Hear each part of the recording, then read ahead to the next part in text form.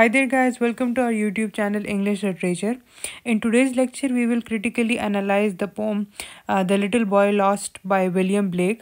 William Blake was one of the greatest artistic and literary figures of 18th and 19th century. Initially, he was unrecognized. He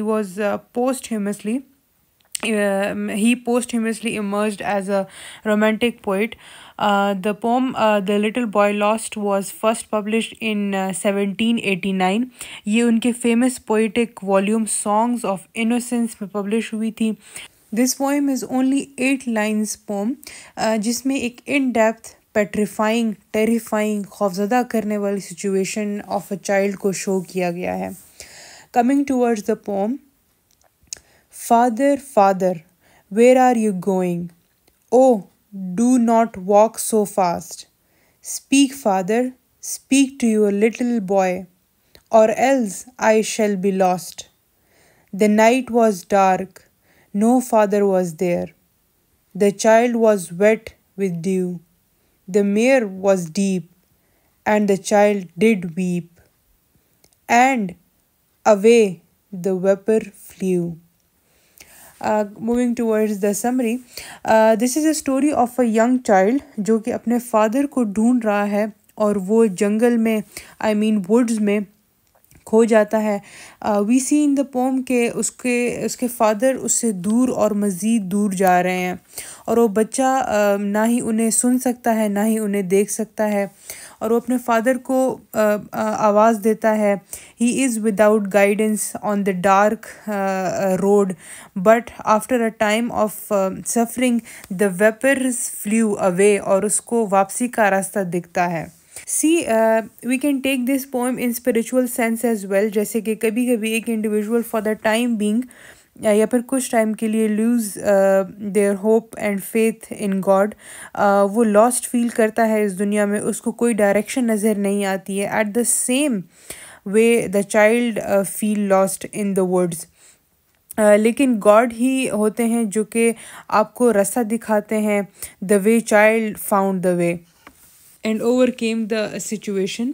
Moving towards stanza analysis, this short poem is divided between two different speakers. एक वो जो young boy है जो कि अपने father को emotional way में request कर रहा है और दूसरा है narrator जो कि briefly describes the action and conditions of the child. Second stanza में पहला stanza शुरू होता है with the child speaker जो कि वो young boy है और पोम को पढ़ने से अंदाज़ा होता है कि वो चाइल्ड बाहर है. सेटिंग इज़ आउटडोर जो कि ट्रैवल कर रहा है अकेले और उसको लगता है कि उसका फादर आगे जा चुका है and he is following him. But the father seems to be walking too quickly जिसकी वजह से वो बच्चे की नज़र से ओझल हो चुका है. And this frightens him as it is a dark night और उसको कुछ भी नहीं दिख रहा होता. वो बच्चा अपने फादर को पुकारता है, उनसे रिक्वेस्ट करता है, वो पुकारता है. अगर आपने पोम में देखा हो कहते हैं फादर फादर और वो उससे पूछता है कि where is he going. Poem पढ़ते वक्त ऐसा फील होता है as if they are walking together but no. The father is walking too quickly और वो बच्चा अपने फादर से इल्तजा करता है oh do not walk so fast. वो अपने फादर से कहता है कि speak to your little boy. He is seeking some form of comfort from his father but receives nothing. वो अपने फादर को नहीं देख पा रहा होता और वो चाहता है कि उसका फादर उससे बात करे, उसकी बातों का जवाब दे so that he can locate him from his voice.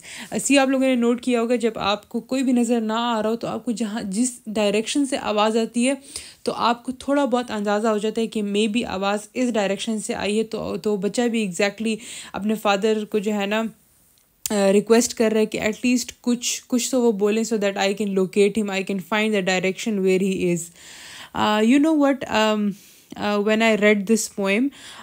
This made me so emotional and empathetic towards this child, and literally I wanted to hold the child. And जब कोई literary piece आपको टच करती है deeply, और आप deeply feel करते हो, connect करते हो उसके साथ, तो that quality makes that piece sublime work of literature. Okay, so now moving towards the second stanza, जिसमें यंग बॉय की स्टोरी ही कंटिन्यू हो रही है, but it is not told from the perspective of the narrator. Narrator dark night को describe करता है, and the boy most likely does not know कि वो अब कहाँ है, और उसके घर की वापसी का रास्ता उसको नहीं मिल रहा. जब हम इस पोम को रीड करते हैं, then we get to know that there is no safe place in the poem. और नरेटर रिवील करता है कि ये एक फैक्ट है कि no father was there. Father की प्रेजेंस वहाँ पर इस पोएम में अनक्लियर है, और अब उस यंग बॉय के पास कोई होप नहीं है, और वो बिल्कुल अकेला है, अबैंडन्ड है in the dark night. Abandoned का मतलब होता है जिसे छोड़ दिया गया हो. स्पीकर या नरेटर अब चाइल्ड की स्टेट को डिस्क्राइब करता है, और ही इवोक, और ये जो description of the child's situation जो है, ये इवोक करती है feeling of pity from the readers. वो चाइल्ड अकेले ट्रैवल कर रहा होता है डार्क नाइट में, and he is wet with due.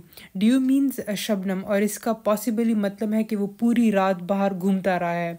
और ये फाइनल 2 लाइंस जो हैं पोम की, वो डीपर मीनिंग देती हैं. Child is in a difficult situation right now. Blake यहाँ यूज़ करता है वर्ड मायर को. मायर का मतलब होता है दलदल, या और ये दलदल एक्सप्रेस करती है. ही इज़ नॉट इन दलदल, लेकिन उसकी जो सिचुएशन है या हार्ड सिचुएशन है, उसको कंपेयर किया गया है मायर के साथ, और ये एक्सप्रेस करता है कि वो हार्ड सिचुएशन को फेस कर रहा है. और the child is weeping completely forlorn and lost. Forlorn का मतलब होता है दुखी या फिर बुरी हालत में होना. एफ मैं लिख के दे देती हूँ. यस, फॉरलॉर्न का मतलब होता है दुखी, बुरी हालत में होना. और ये सबसे जो लास्ट लाइन है, away the vapour flu, refer करती है पॉजिटिविटी की तरफ, और ये एक डीपर मीनिंग प्रोवाइड करता है रीडर्स को कि there is some hope, he might find way back to home, या फिर वो अपने फादर को पाले. इसी तरीके से पोम में के बिल्कुल एंड लाइन में जो है ना, थोड़ा सा स्पार्क ऑफ पॉजिटिविटी हमें नज़र आता है. we see the structure and form of the poem, तो ये जो poem है ये 2 quatrains में divided है, जिसमें कुछ lines short हैं, कुछ lines long हैं, और एक rhythmic हमें जो है ना feel होता है, but वो imbalance है. मतलब it's not like कि हर line में हमें rhythm feel होती है. ये जो poem है, इसके rhyme schemes भी मैंने यहाँ पर mention किए हुए हैं, और इसका जो मीटर है, it's an iambic meter. Poetic techniques की तरफ मूव करते हैं, तो इसमें उन्होंने सेवरल पोइटिक टेक्निक्स यूज़ की है, जिसमें जो चीज़, और ये टेक्निक्स जो है ना, थीम ऑफ अबैंडनमेंट और डेस्पेयर को हाईलाइट करती है. आई टोल्ड यू कि अबैंडनमेंट का मतलब होता है जिसको छोड़ दिया गया हो. रिपीटिशन है इसमें, father. Moving towards the imagery में इन्होंने डिस्क्रिप्शन दी है डार्क नाइट की. मेयर की इन्होंने डिस्क्रिप्शन दी है, जिससे आपको फिज़िकल मैनिफेस्टेशन ऑफ इमोशनल, जिस तरह मैंने आपको कहा कि जब मैं इस पोम को पढ़ रही थी तो I was feeling kind of emotional.